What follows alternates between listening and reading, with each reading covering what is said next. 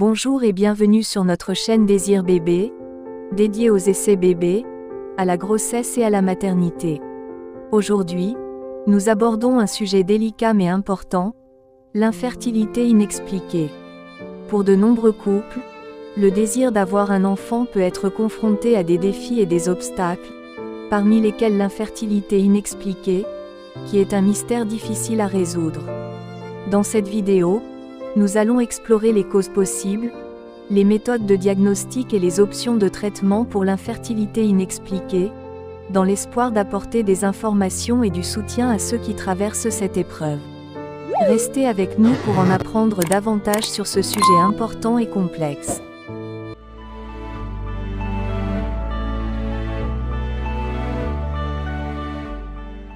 L'infertilité peut avoir des origines très diverses. 30% sont dus à des causes féminines, 30% à des causes masculines et 20% à des causes mixtes, c'est-à-dire que les deux membres du couple présentent des altérations.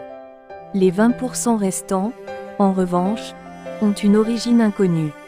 Cela signifie qu'après avoir effectué tous les tests diagnostiques habituels, les résultats sont normaux, et que l'on ne sait pas ce qui peut altérer le système reproducteur féminin ou masculin et empêcher une grossesse. Face à cette situation d'infertilité d'origine inconnue, il sera important d'évaluer l'âge de la femme pour décider s'il est préférable d'opter pour l'insémination artificielle, IA, ou la fécondation in vitro, FIV. Qu'est-ce que l'infertilité inexpliquée ou d'origine inconnue ? L'infertilité sans cause apparente ou d'origine inconnue désigne les situations dans lesquelles, après une étude de la fertilité féminine et masculine, la raison de l'absence de grossesse n'a pas encore été trouvée. Environ 20% des cas d'infertilité sont d'origine inconnue. Cette situation est synonyme d'incertitude pour les patientes, qui ne savent pas ce qu'elles peuvent faire et comment elles peuvent obtenir une grossesse. Cependant, la bonne nouvelle est que, grâce au traitement de procréation assistée, les patientes diagnostiquées avec une infertilité inexpliquée peuvent avoir un enfant. Il est habituel de commencer par une technique de procréation assistée simple, et de passer progressivement à des techniques plus complexes si l'on n'obtient pas de résultats positifs. En dernier recours, on aura recours à des gamètes de donneurs, ovules et spermatozoïdes. Le diagnostic. L'infertilité inexpliquée est également connue sous le nom de stérilité idiopathique.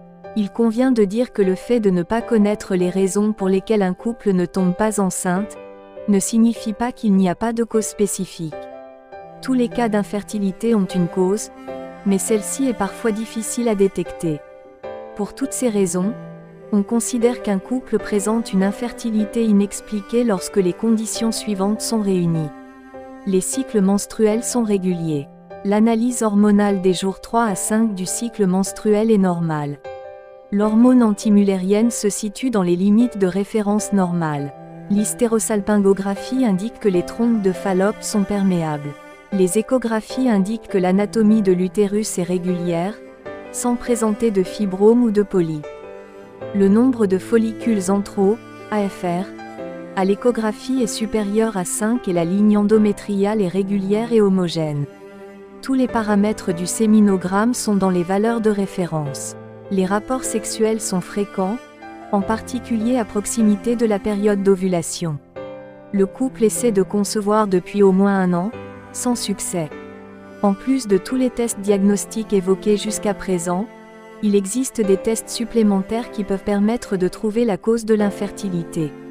Cependant, il est parfois préférable de procéder à un traitement de la stérilité avant de poursuivre les tests en aveugle.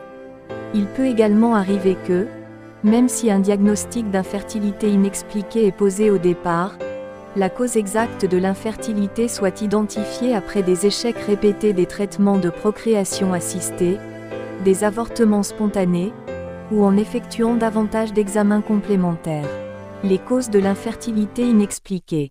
S'agissant d'une infertilité d'origine inconnue, il est difficile d'expliquer les véritables raisons pour lesquelles un couple ne parvient pas à obtenir une grossesse. Toutefois, l'expérience des traitements de procréation assistée a permis de détecter certaines altérations, qui pourraient être à l'origine de cette difficulté à concevoir. Ces altérations sont des altérations génétiques des spermatozoïdes. Les spermatozoïdes présentant des erreurs dans leur séquence génétique peuvent conduire à des échecs de fécondation, ou à des embryons de mauvaise qualité qui ne peuvent aboutir à une grossesse viable. Pour détecter ces anomalies, il faut effectuer des tests génétiques sur le sperme de l'homme, comme un test de fragmentation de l'ADN. Des modifications chromosomiques dans l'ovule. Le nombre d'aneuploïdies ou de mutations génétiques dans les ovules d'une femme augmente avec l'âge.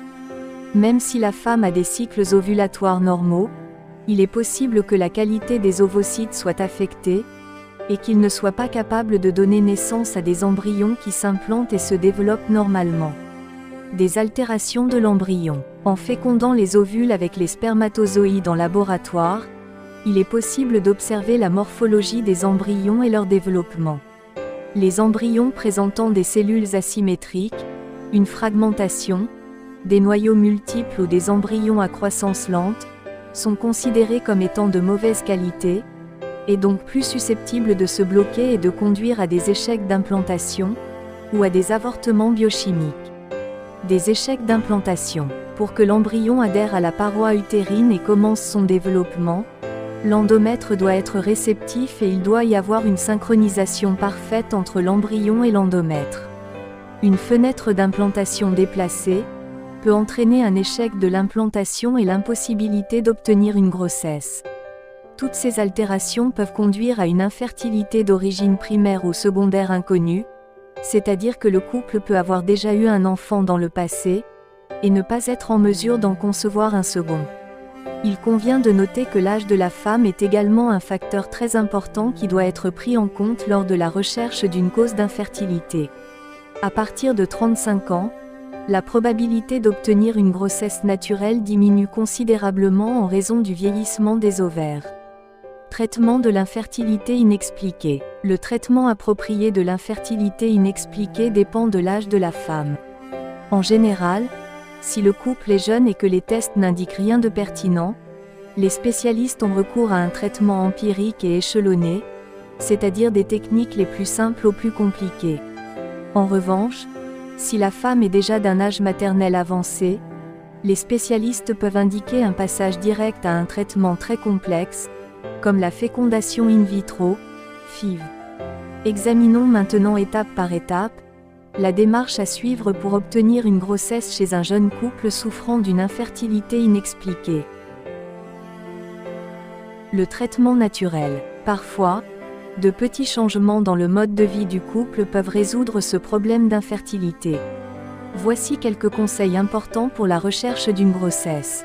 Avant tout, il est très important de consommer des fruits et des légumes qui fournissent toutes les vitamines, les minéraux et les antioxydants nécessaires à une bonne santé reproductive. Éliminer les substances toxiques telles que le tabac et réduire la consommation d'alcool et de caféine. Faire de l'exercice physique modéré, car cela permet également de réduire le niveau de stress et d'anxiété qui est souvent à l'origine de la recherche d'une grossesse. Perdre du poids si vous êtes en surpoids ou obèse. Tenir compte des jours fertiles et avoir des rapports sexuels tous les 2 jours. De cette manière, l'abstinence sexuelle contribue à une qualité séminale optimale. Il est possible qu'en plus de tout cela, le spécialiste demande au couple d'effectuer plusieurs cycles de rapports sexuels programmés. La phase folliculaire du cycle menstruel est contrôlée par échographie, et le couple est invité à avoir des rapports sexuels juste le jour de l'ovulation. L'insémination artificielle. L'insémination artificielle, IA, sera le prochain traitement indiqué si les relations sexuelles programmées ne permettent pas d'obtenir une grossesse. L'insémination artificielle consiste à effectuer une légère stimulation ovarienne chez la femme, pour favoriser le développement d'un ou 2 follicules dans l'ovaire. L'ovulation est alors induite, et le sperme de l'homme valide est déposé dans l'utérus. L'IA est une technique très simple, et il est donc recommandé d'effectuer un maximum de 4 cycles avant de passer au traitement suivant. La probabilité de grossesse augmente au fur et à mesure des inséminations, mais à partir du 4e cycle d'insémination artificielle, les études montrent que le taux de réussite n'augmente plus.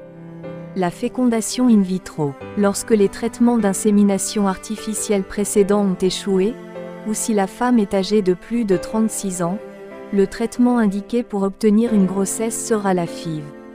La FIV a un taux de réussite beaucoup plus élevé que les traitements précédents, et peut également fournir plus d'informations sur les causes possibles de l'infertilité qui n'ont pas été détectées.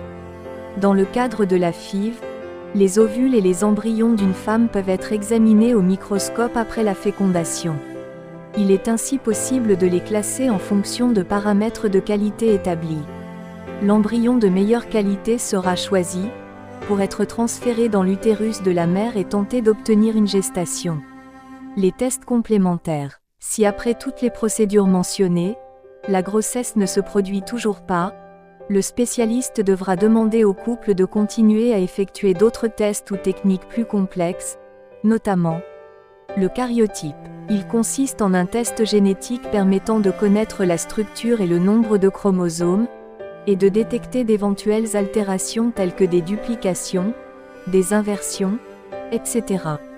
Le diagnostic génétique préimplantatoire. C'est un test génétique effectué sur les embryons au cours de la FIV. De cette manière, les embryons génétiquement sains sont identifiés pour être transférés, tandis que les embryons présentant des anomalies génétiques sont écartés. Le test ERA, c'est un test permettant d'étudier la réceptivité de l'endomètre, afin de déterminer le meilleur moment pour effectuer le transfert d'embryons. Les tests de thrombophilie. Les problèmes de coagulation sanguine peuvent entraîner des échecs d'implantation répétés, ou des avortements récurrents qui ne sont pas identifiés tant que des tests de thrombophilie spécifiques n'ont pas été effectués. Le don de gamètes. Lorsque la cause de l'infertilité n'a pas été trouvée, ou qu'aucun traitement n'a fonctionné, il est possible de changer un ou les deux gamètes, ovules et spermatozoïdes, pour tenter d'obtenir une grossesse. L'infertilité inexpliquée est l'un des diagnostics les plus pénibles pour les couples qui essaient de tomber enceinte depuis des années. Ne pas savoir ce qui se passe, qui des deux a le problème, ne pas pouvoir trouver de solution, etc., contribue au désespoir de ces couples et bien souvent, ils auront besoin d'une aide psychologique. Nous sommes arrivés à la fin de notre vidéo sur l'infertilité inexpliquée. Nous espérons que vous avez pu obtenir des informations précieuses sur ce sujet délicat et complexe. L'infertilité inexpliquée peut être un parcours difficile à traverser pour de nombreux couples, mais il est important de se rappeler qu'il existe des options de traitement et de soutien disponibles. Si vous ou quelqu'un que vous connaissez fait face à l'infertilité, n'hésitez pas à consulter un professionnel de santé pour obtenir des conseils personnalisés et un soutien adapté à votre situation. N'oubliez pas que vous n'êtes pas seul dans ce parcours, et qu'il y a de l'espoir pour réaliser votre rêve de fonder une famille. Merci de nous avoir accompagnés, et n'oubliez pas de vous abonner à notre chaîne pour plus de contenu sur la santé et le désir d'enfant. Prenez soin de vous et à bientôt.